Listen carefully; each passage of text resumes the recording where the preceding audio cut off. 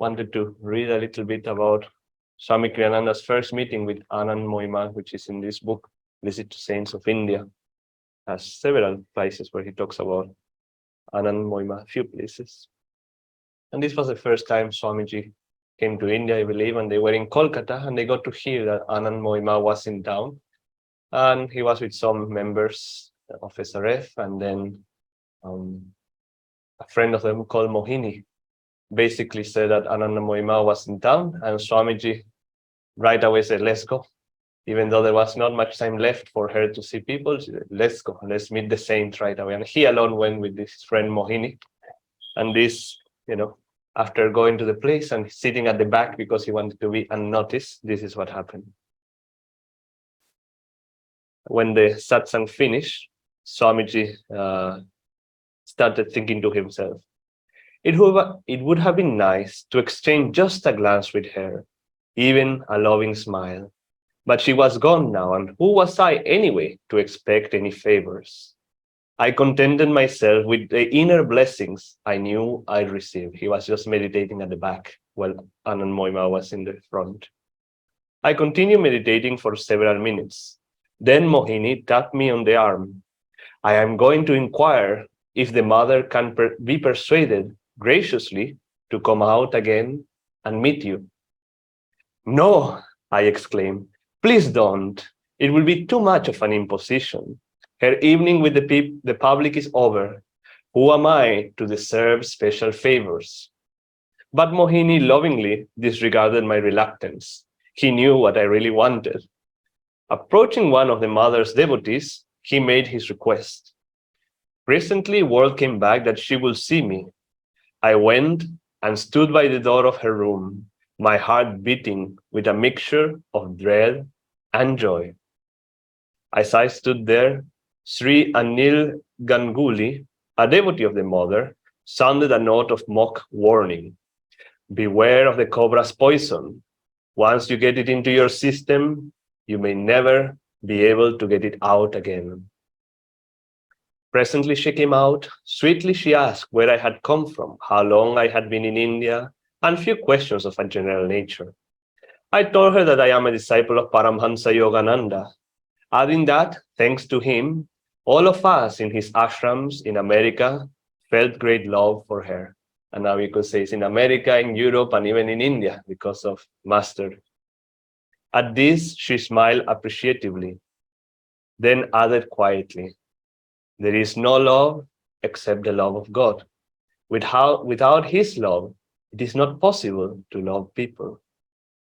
This answer and the way she uttered it so thrilled me that I could make no reply, but only smile happily. After a few moments, she asked me when I was planning to return to America. I replied, we'll be going back to our ashram in April. Our ashram? Can you tell me where your ashram is that you must go back to it? With a smile of appreciation, I corrected myself. This body is my ashram. Because it is here, I sit for meditation. No, why your body? Your body is temporary. Ashram is everywhere. It cannot be limited. In a spiritual sense, she continued, the meaning of the word ashram is Arshram Noi, cessation from all compulsory activity. In this effortless divine state, all is perceived as one. In another sense, ashram refers to the 4 stages of life, but the divine can be known in all of those states. So there too are all one. Everything is one, all one. That last word, one, she uttered in English, laughingly merrily at her own use of a foreign word, because of course she was talking in Bengali, but that last one, she must have said very childlike in English. Mohini said, Brother Kriyananda asked me on our way here to let him just come in quietly and meditate and not tell anyone who he is. The mother, gazing at me quietly and affectionately, replied, but I saw him come in, even though he was unannounced. I was watching him meditate. What do you mean, however, by the expression who he is? Who is indeed anyone? Who is anybody? This little girl forgets herself so much that she cannot even remember who she is supposed to be. And of course, that's talking about herself, how the saints forget themselves. Anyway, then Anandamoyee mentioned that, and this is the fun part, she mentioned that there's a puja next day and they should come.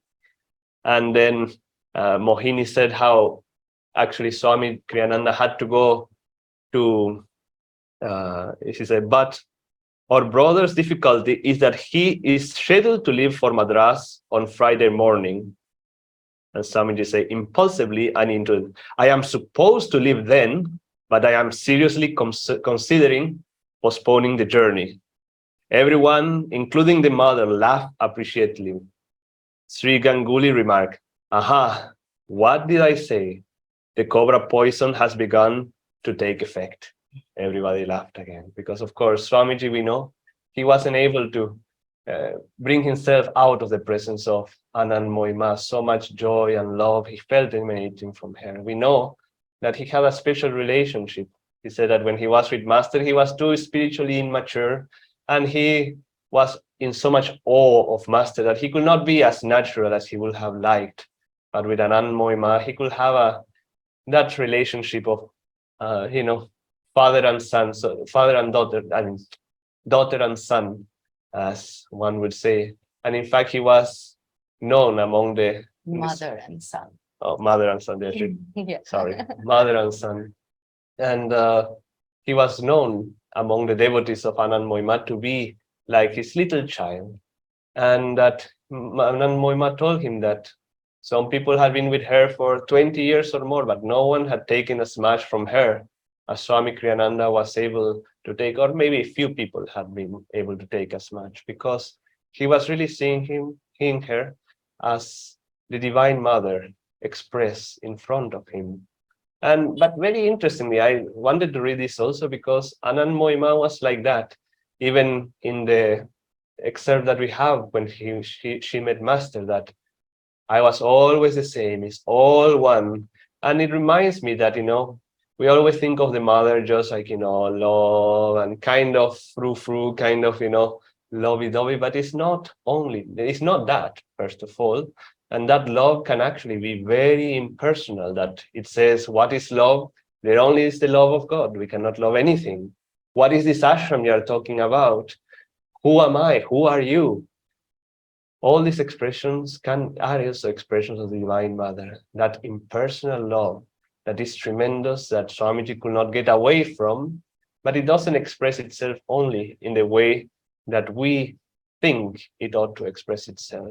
That the mother sometimes had to be strong with the child and correct them and say, no, this is wrong. You should correct yourself in a strong manner. And just for us to remember, Dhyanaji is here in Chandigarh, and she at some point had to raise her voice quite strongly in order to make a point to some of us who were here. And that is also an aspect of divine love, how in order to correct the child, they have to be strong in order to sometimes get things through our thick heads. But we had to see it really as an expression of the divine love, and which Anandamoyee and many other saints, of course, were able to manifest. So that's just a little bit about that. We're going to do the chant. We are going Try to do it. See if I can remember this chant honoring Anandamoyee.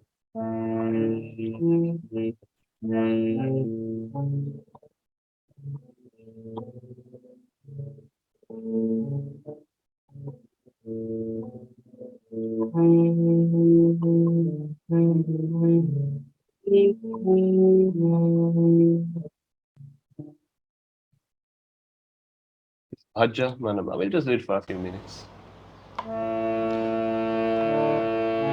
Bhaja Manama,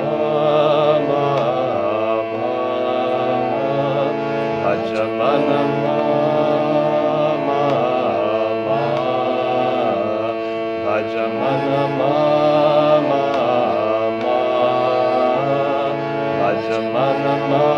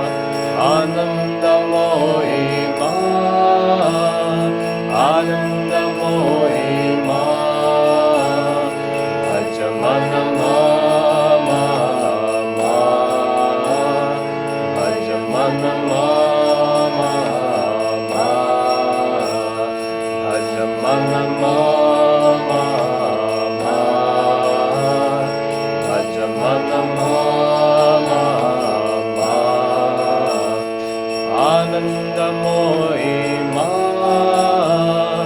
Anandamoyee Ma, Anandamoyee Ma, Anandamoyee Ma, Anandamoyee Ma, Anandamoyee Ma, Anandamoyee Ma, Anandamoyee Ma, Bhajamana Mama Ma, Bhajamana Mama Ma,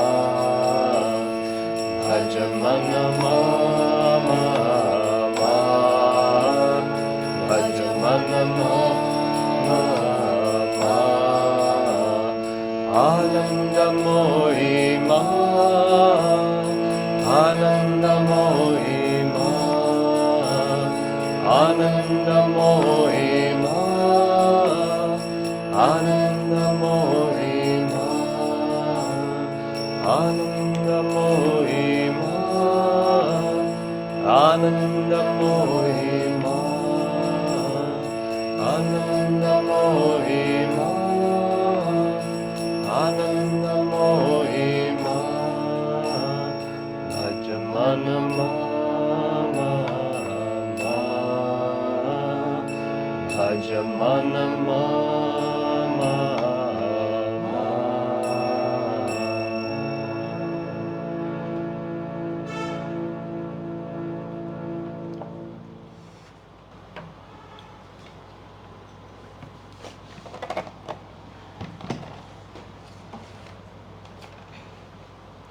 Again, just feeling the presence of Anandamoyee Ma, the blessing. She was very close to our path. We have a whole chapter on her, the bliss-permeated mother in autobiography. She had a beautiful connection with Yogananda ji, with Master. And just feel her blessings in our lives, her presence, her example.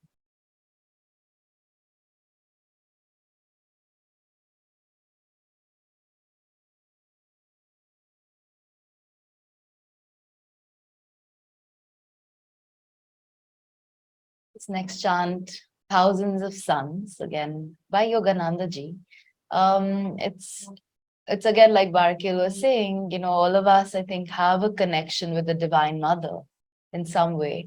And it's always interesting to keep expanding that to different aspects. Like they said, Yogananda ji and Swamiji said, the mother is more accessible than the father.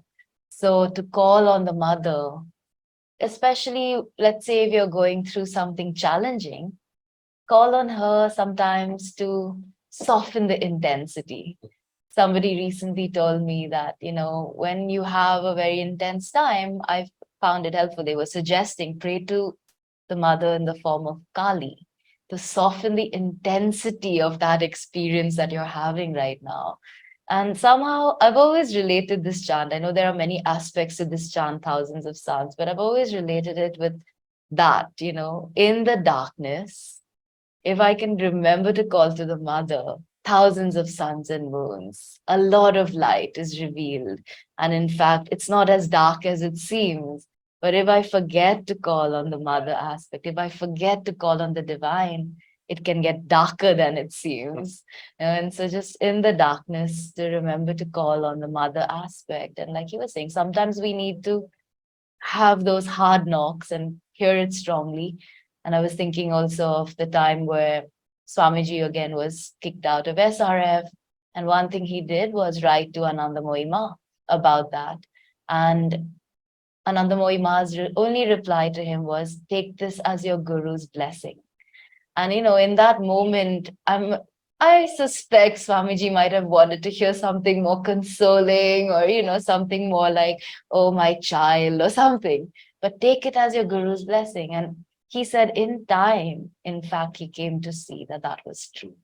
And so it is sometimes the mother can also offer that, that burst of clarity, that burst of thousands of suns and moons. It may take us a while to understand it and come to it, but that's what she can also offer for us on the path. So let's just again try to see those thousands of suns and moons, that aspect of light as we chant this song.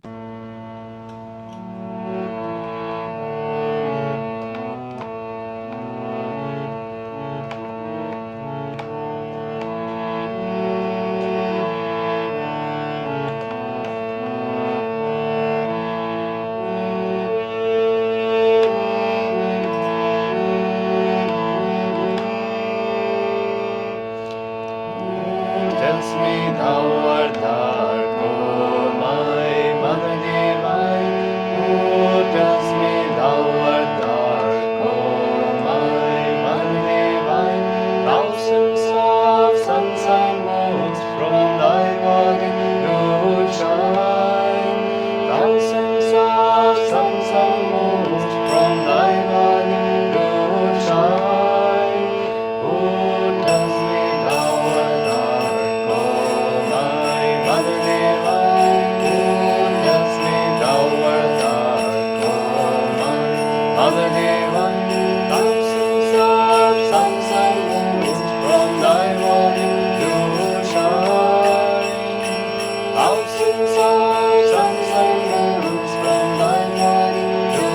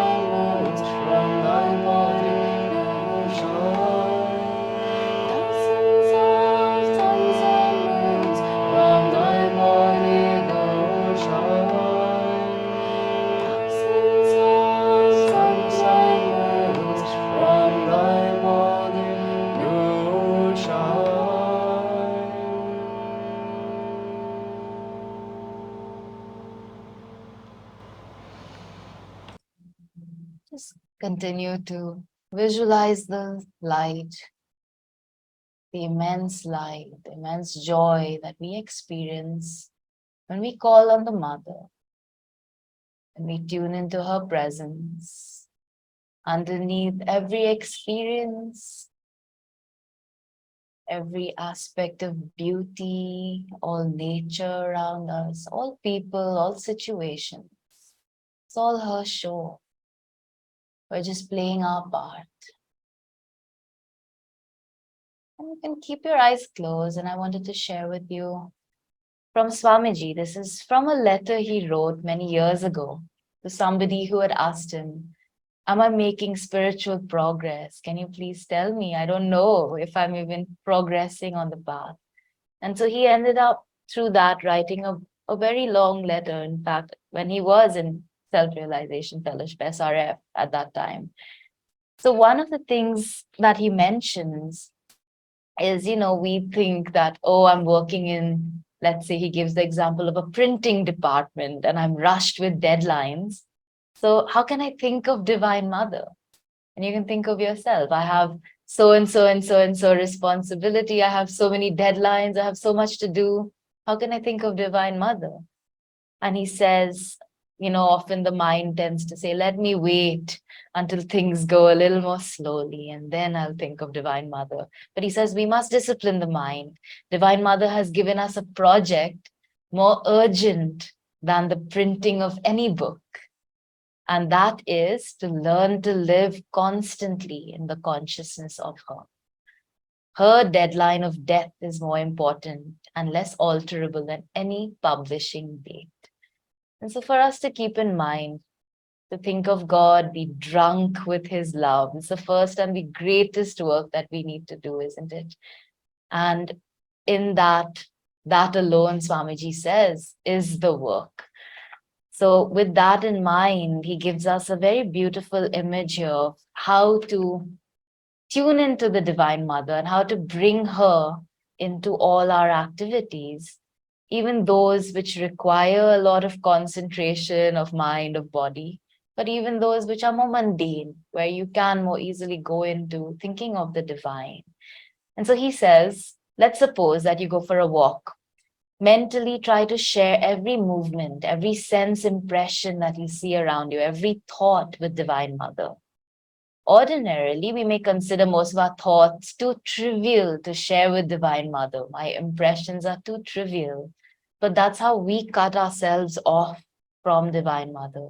And we must sense her in every thought, in every feeling that we have. So even as we go for a walk, this may be one way to start this. And so he says, if you are, for example, go through this visualization with us, as you go for a walk, as you walk down, if you hear a whistle blowing in a distance from a factory perhaps, or a bird singing nearby, or a car passing by on the road outside, try to let Divine Mother in on this experience. If you see a tree waving gently in the breeze, try to see, again, share those impressions. If you see the sunlight falling on the leaf, share that impression with Divine Mother, the feeling of that. And as you feel your body walking, try to feel Divine Mother walking through you. Let every thought that passes through your mind, just offer that to her. Share it with her as if we're having a conversation. So this is a visualization he shares that we can try to practice this week. And he says, if you share my experience during this practice, you will presently begin to feel that there is one great sea of life underlying everything. That whistle blowing in the distance or the bird singing will seem to carry a special message from Divine Mother for you. How beautiful those sounds will seem then. The waving tree, the sunlight will seem to be means of Divine Mother using those as a way to share something very special of a very personal nature to you. How lovely those sights. Your body will no longer feel like your body. It will be her body. For somehow you won't seem to have a separate existence anymore. You will be just another whistle note bird call, or spot of morning sunlight on a vast sea in which Divine Mother is the sole reality, and how close she will seem then. So take that beautiful visualization from Swamiji and let's see if we can practice some aspect of this. As he said, this is the work that we need to do. The only challenge we have is getting back to understanding Divine Mother is the only reality behind everything. And there's this story he shares towards the end of his life, which I've always enjoyed very much, of how he was just sitting by his window and he looked out at a tree. And there suddenly just contemplating what a miracle that tree is and how the divine energy flows from the trunk up the trunk to the branches into the leaves and how the sap moves up and in just contemplating the miracle of the tree, he went into bliss. And what is that is what he's offering us here is just tune into the miracle behind everything that we really see around us. Starting with the more easy, perhaps, like the birds and nature and on a walk, but then in every task that we do, try to feel her presence. And so let's do one more chant.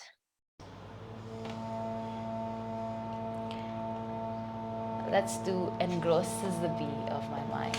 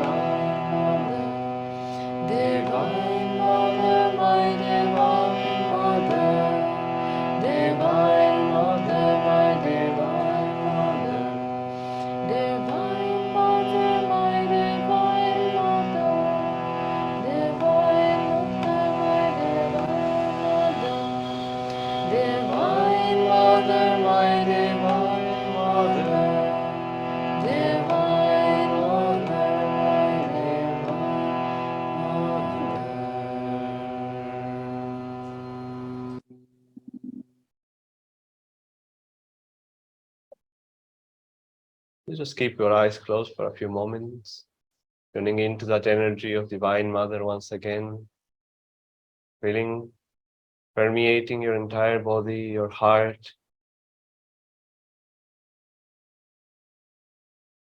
Also mentally pray to Anandamoyee.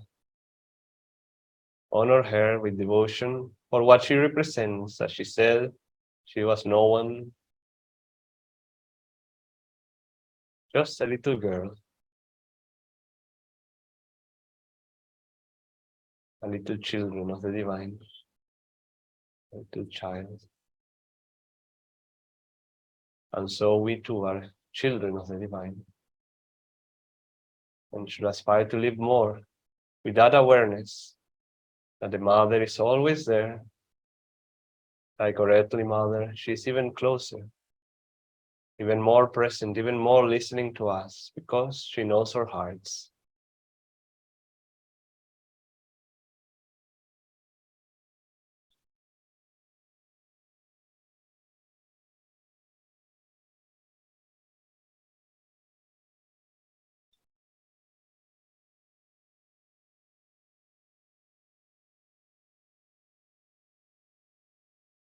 And let's see this love, this energy of Divine Mother spreading across the world.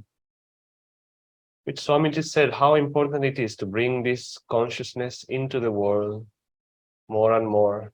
That is what the world needs, more qualities of the Mother aspect of God. So see it permeating every nook, every corner of this earth, uplifting humanity.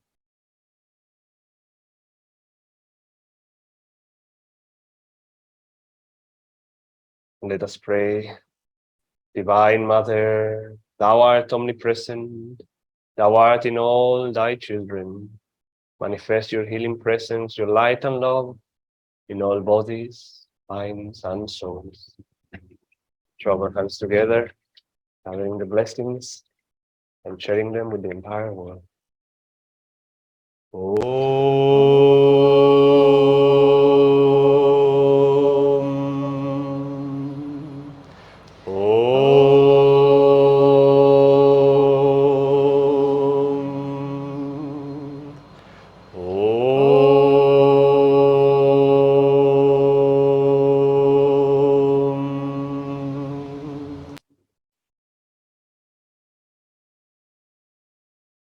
Om Shanti Shanti.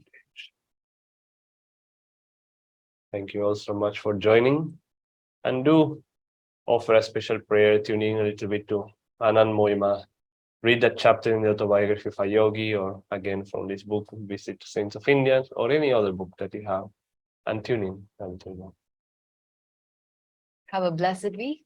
Jai Guru. Very good.